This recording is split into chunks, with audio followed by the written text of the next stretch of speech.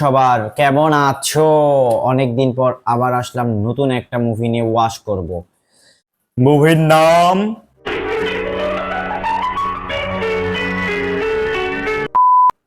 চলো শুরু করি। মুভির শুরুতেই আমরা দেখতে পাই সাকিব চাচ্চু একটি বাসার ভিতর থেকে মুরগি চুরি করে। মুরগি চুরি করার পরে তার বন্ধুরা সবাই মিলে সেই মুরগিটি জব করে খায়। ঠিক যেমন টিকটকাররা রাতে চুরি করে আর দিনে টিকটক করে। এইদিকে জোরদারের ছেলে জেল থেকে ছাড়া পাওয়ায় নেচে গিয়ে গলায় মালা পরিয়ে নিয়ে আসে, যেমন ঠিক হিরো আলম কাকু বিশ্ব জয় করেছিল সেই রকম নেচে গিয়ে জোরদারের ছেলেকেও জেল থেকে ছেড়িয়ে নিয়ে আসে তার বাবা।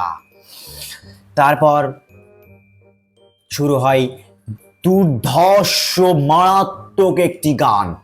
সেই গান শুনে আমার মরে যাওয়া বন্ধুও বেঁচে উঠে বলে, এ কেমন গান ছিল, এ কেমন গান। আমার বন্ধু বলে, এ কেমন গান ছিল।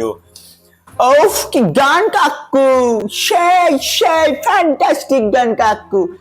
চিকেনি চমেলি চুকে আকেলি ধুয়া চढ़ा के आई। ঘুড়ি কেটে ফেলার পরে অপু দিদি এক লাফে গাছে উঠতে চায়, কিন্তু অপু দিদি গাছে উঠতে না পারায় তিরিং বিরিং করে দৌড় দেয়। তিরিং বিরিং করে দৌড় দিয়ে সাকিব চাচুর কেটে ফেলা ঘুড়ি ধরে ফেলে। ঘুড়ি ধরে পরে সাকিব চাচু অপু দিদির সামনে চলে আসে। অপু দিদিকে সাকিব চাচু বলে যে আমার ঘুড়িটা আমাকে ফেরত দাও, কিন্তু অপু দিদি ফেরত না দিয়ে কথা কাটাকাটি হয় তাদের মাঝে। কথা কাটাকাটি হওয়ার এক পর্যায়ে অপু দিদি তার ঘুড়ি এরকম করে দুমড়ে মুচড়ে ভেঙে ছুঁড়ে ফেলে দেয় তার মুখের দিকে, কিন্তু সেই ঘুড়িটা মুখে লাগেনি। তারপরে সাকিব চাচ্চু ছিল হচ্ছে আমার বন্ধুদের মতো সিসকে চোর, কারণ এরা ভাই এদের খেয়ে দিয়ে কোনো কাজ করবো নে। यही नहीं अभी और सुनिए। এদের কাজ শুধু একটাই, আজকে ওর গাছের আম চুরি করা, কালকে ওর গাছের জাম চুরি করা, আজকে এর গাছের আম চুরি করা, পরশু ওর গাছের কাঁঠাল চুরি করা। এদের আম জাম কাঁঠাল ছাড়া কোনো কিছু এরা চুরি করতে পারে না। ও আর একটা কথা, এরা হচ্ছে ভাই বিখ্যাত মুরগি চোর। আমার বন্ধুরা হচ্ছে বিখ্যাত মুরগি চোর, আম চোর, কাঁঠাল চোর, জাম চোর। এদেরকে দিয়ে এসব ছাড়া কোনো কিছু হবে না। ঠিক আমার বন্ধুদের মতোই হচ্ছে সাকিব চাচ্চু। পরের দিন অপু দিদির মনে অনেক ভয় ঢুকে যায়, যদি সাকিব চাচ্চু তার ছাগল চুরি করে। এই জন্য ছাগলের সামনে এসে অপু দিদি অনেক বড় বড় করে দুইটা ফু ফু ফু দেয়, কিন্তু তারপরেও কোনো লাভ হয় না। সাকিব চাচ্চু ছাগলটি চুরি করে নিয়ে যায়। চুরি করে নিয়ে গিয়ে বলে যে এটা আমার বন্ধুর নুনু কাটানোর খাওয়া, তোমরা সবাই অনেক মজা করে খাও আর ওর জন্য একটু হাত তুলে দোয়া করবে। আচ্ছা তোমরা কি কখনো এরকম চোর দেখছিলা? না ভাই, কোনোদিনও আমরা এরকম ছিচকে চোর দেখিনি। একদিন একটা বাচ্চাকে বাঁচানোর জন্য অপু দিদি ও সাকিব চাচ্চু একটি নৌকায় ওঠে। অপু দিদিকে সাকিব চাচ্চু বলে নৌকা থেকে নেমে যাও, কিন্তু অপু দিদি না নামায় সাকিব চাচ্চু নৌকা থেকে অপু দিদিকে এক ধাক্কা দিয়ে পানির ভিতরে চুবুর খাওয়ায়। চুবুর খাওয়ানোর ফলে অপু দিদি তার বাবার কাছে এসে অনেক কান্না করে বিচার দেয়, বাবা সাকিব বাবাকে নৌকা থেকে ফেলে দিয়েছে। বিচার দেওয়ার পরে সাকিব চাচ্চুকে বিচারের সময় ডাকা হয়। বিচারের সময় অপু দিদির বাবা রায় দেয় হচ্ছে যে 20টা চাবুকের বাড়ি যাই মারবে তাই সামনে চলে আসো, কিন্তু সাকিব চাচ্চুকে মারতে কেউ সামনে আসেনি। তখন অপু দিদি হিরো আলমের নায়িকার রোল প্লে করে। হিরো আলমের নায়িকার মতো করে এসে বলে, আমি মারবো চাবুকের বাড়ি, আমি ছাড়া কেউ পারবে না। তখন গরু বাঁধার একটি কালো দড়ি নিয়ে হাতের সাথে পেঁচিয়ে চলে আসে সাকিব চাচ্চুর সামনে। সাকিব চাচ্চুর সামনে এসে একে একে 20টা দড়ি দিয়ে বাড়ি মারে, কিন্তু সেটার নাম দেয় চাবুকের বাড়ি। আরে ভাই ওটাতে এরকম লড় ভার করে ভাই, লড় ভার করতেছে, লড় ভার। ওটা কিভাবে চাবুক হলো?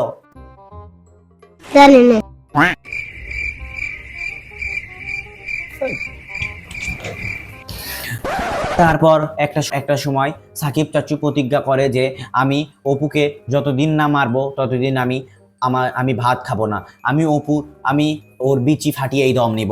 সাব্বাস বেটা।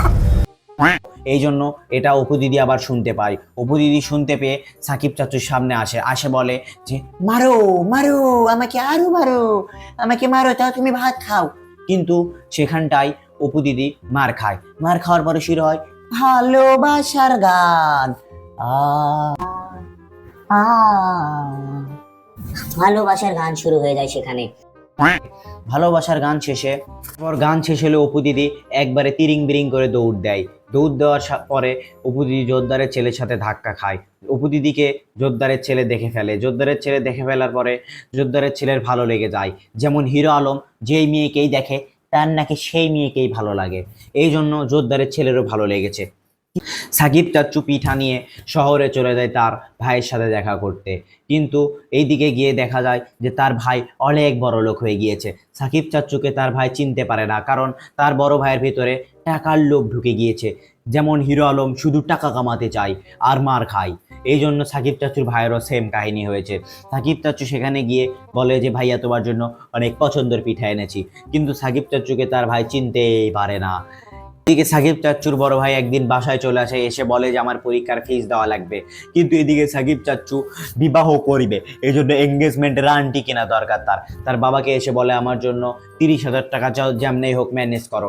তার বাবা একদিন রাতে তার মহাজনের দোকান চুরি করতে যায়। চুরি করতে গিয়ে সেখানে ধরা পড়ে, কিন্তু সেখানে তার বাবা না ধরা পড়ায় সাকিব চাচ্চু ধরা পড়ে যায়। সাকিব চাচ্চুকে সবাই পাছায় লাথি মেরে গ্রাম থেকে বের করে দেয়।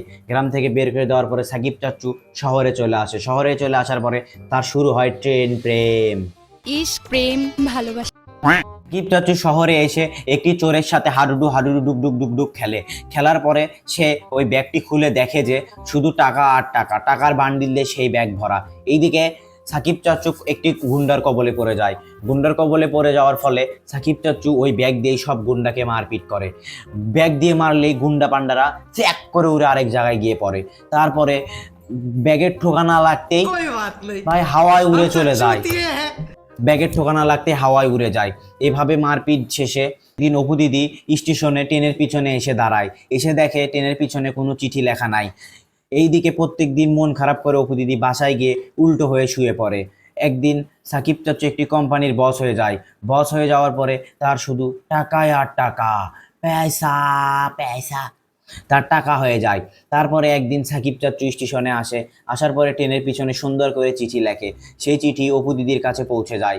অপু দিদি দেখে অনেক খুশি হয়ে যায়, কিন্তু এই চিঠি কয়দিনে লিখেছিল সাকিব চাচ্চু?